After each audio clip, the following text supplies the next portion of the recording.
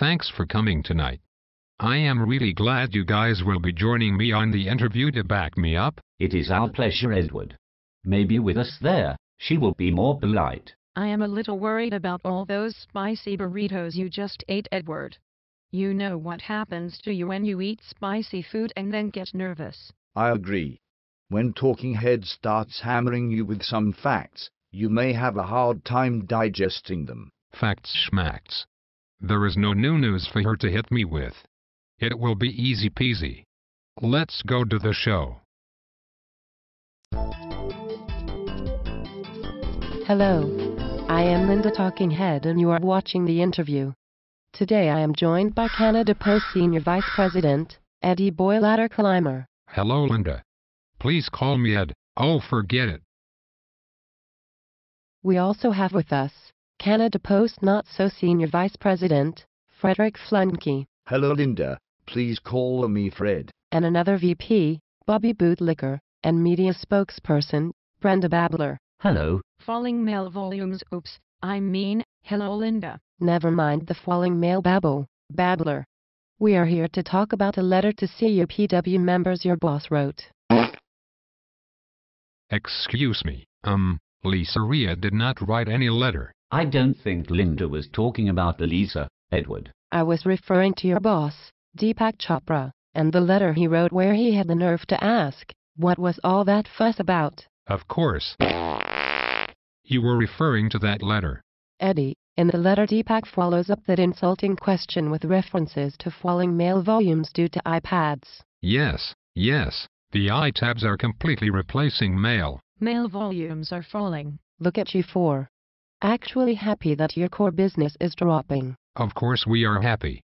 Falling mail volumes allow us to move forward by rolling back. Except that despite Canada Post's claims to the contrary, mail volumes have not been in decline until very recently. In fact, the people who actually handle the mail will tell you that volumes had not dropped noticeably until you locked them out for 2 weeks in June 2011. But we... Never mind the buts. This is not the first time that Canada Post has been economical with the truth. In its 2003 annual report, the corporation admitted it had been underestimating the volume of transaction mail by over 15% for several years.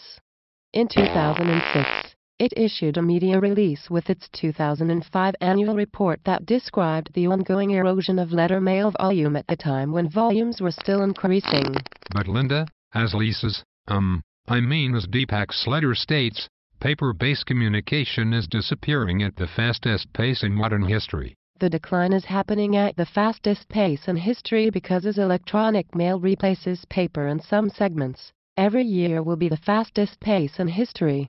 The problem is that Canada Post exaggerates the decline and uses it as a tool to justify its attacks on postal workers' benefits. But we have to move forward by rolling back. Falling mail volumes. Falling mail volumes. Brenda, snap out of it. Sorry. Let's get back to the letter. I will tell you what all the fuss was about.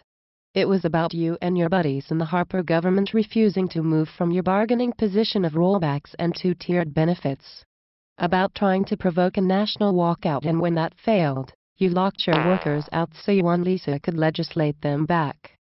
That is what all the fuss was about. It does sound kind of bad when you put it that way. You took a public service that had been profitable for 16 years and sabotaged it with service cutbacks in your lockout. You then used the self-inflicted losses due to the lockout combined with unrelated Purolator losses in a huge court settlement to declare a large loss in order to scare CUPW into accepting major contract concessions. That is something to fuss about. But we have to move forward. You even padded the reported losses with the extra pension contributions that you have to make because you took a contribution holiday when times were better. We have to go.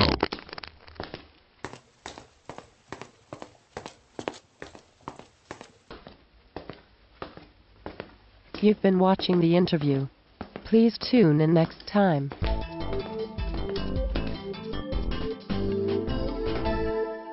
So how did I do? You really let it rip. You may not have cleared the air, but you certainly cleared the room. Let's face it, you stank.